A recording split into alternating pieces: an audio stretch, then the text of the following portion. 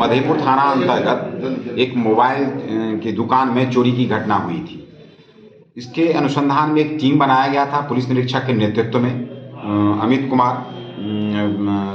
PSI Amit Kumar, अन्य पदाधिकारी थाना के द्वारा माध्यम से इसमें लगातार टेक्निकल साक्ष्यों के आधार पर इसमें एक लौकी से एक व्यक्ति का नाम आया जिसे गिरफ्तार किया गया था, पुरुषोत्तम कुमार।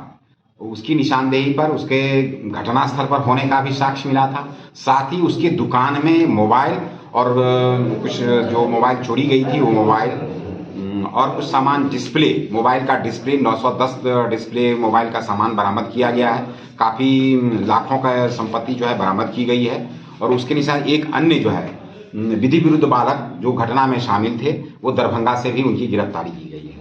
और शेष अनुसंधान अभी किया जा रहा है और भी सामानों की बरामदगी का प्रयास किया जा रहा है। लगातार छापामारी चल रही है।